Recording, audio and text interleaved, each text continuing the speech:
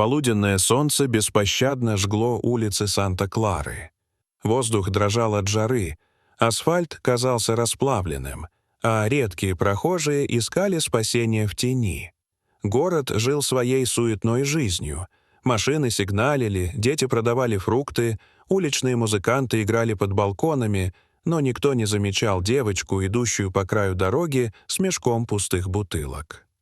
Семилетняя Лена Моралес жила на улице не потому, что хотела. Она просто больше не имела иного выбора. После смерти бабушки, которая была ее единственным родным человеком, жизнь Лены изменилась резко и бесповоротно. Это был ее последний оплот стабильности. Единственный человек, кто когда-либо обнимал ее не из жалости, а из настоящей, теплой любви.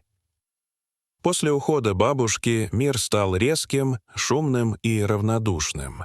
Но Лена не позволила нищете сломать себя. Она выработала свои внутренние правила — не воровать, не унижаться, зарабатывать по-честному, таская ящики, помогая торговцам, подбирая пластик и стекло.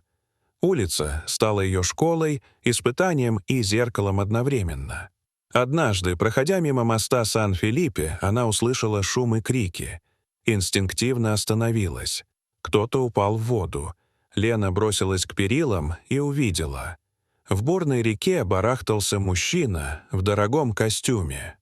Он был дезориентирован, беспомощен. Тяжелая одежда тянула его вниз. Его падение выглядело как выстрел судьбы. Резкий разрыв между спокойствием и отчаянием. И для Лены это стало чем-то большим, чем просто случайность. Она не колебалась. Холод ударил в грудь, течение подхватило ее, но страха не было. В тот момент ее вело нечто сильнее — долг, инстинкт, внутренняя решимость. Она добралась до мужчины и из последних сил вытащила его к берегу. Этим человеком оказался Даниэль Рамос, влиятельный предприниматель, уважаемый в деловых кругах, человек с безупречной репутацией.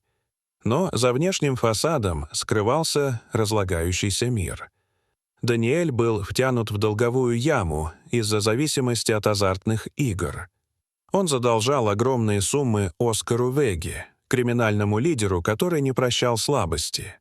Мужчина уже был обречен, когда Лена вытащила его из воды, и тем самым изменила не только его судьбу, но и свою.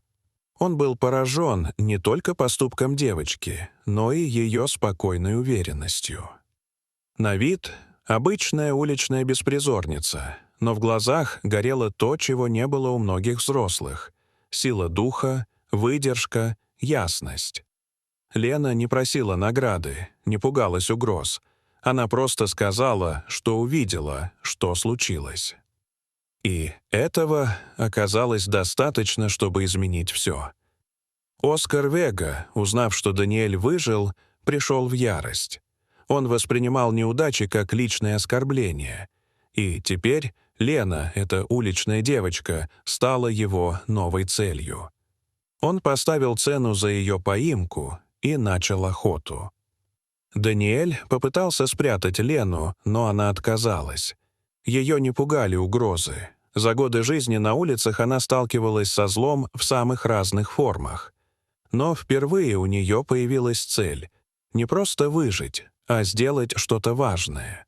Они стали союзниками. Один обладал деньгами и связями, другая — знаниями улицы и бесстрашием.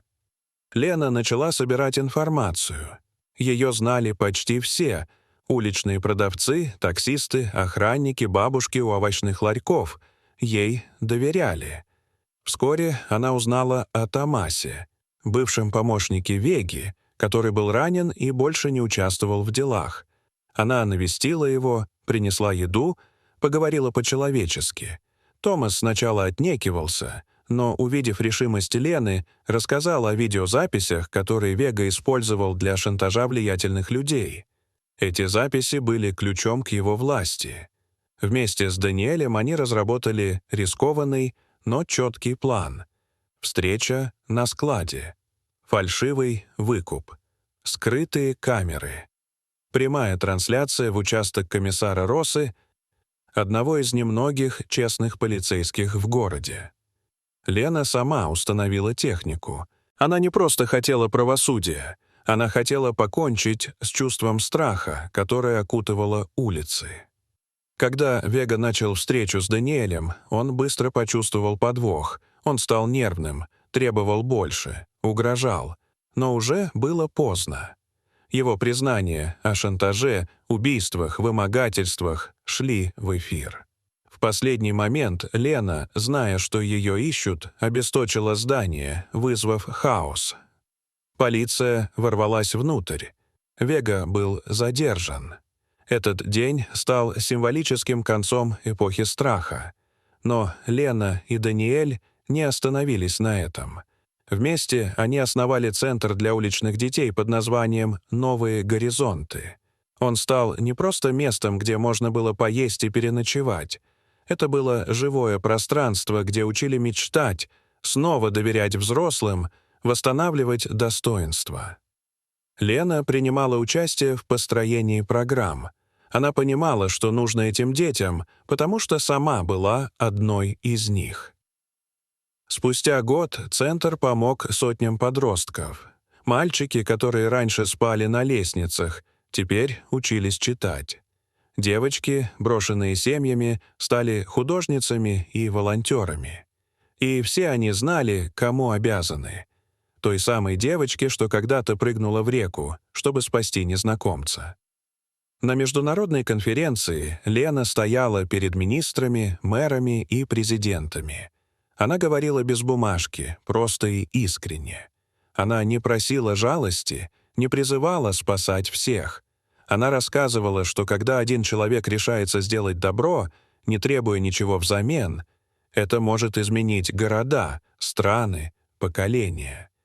Вдохновленные ее примером, дети в других странах создали собственные программы. Так появилось движение «Воины надежды», подростки, которые через свое прошлое прокладывали путь в будущее. Они не стыдились своего опыта, наоборот, превращали его в силу. Лена больше не жила на улице. У нее была комната, книжки, ноутбук и даже велосипед. Но главное, у нее было дело. Каждый день она просыпалась с чувством, что ее жизнь имеет смысл. Все началось в тот момент, когда она просто не смогла пройти мимо. Один прыжок в воду стал отправной точкой для перемен, которые коснулись тысяч. Дорогие зрители, что вы думаете об этой истории? Расскажите, пожалуйста, в комментариях. А если вам понравилось это видео, то ставьте лайк и подписывайтесь на наш канал. До свидания.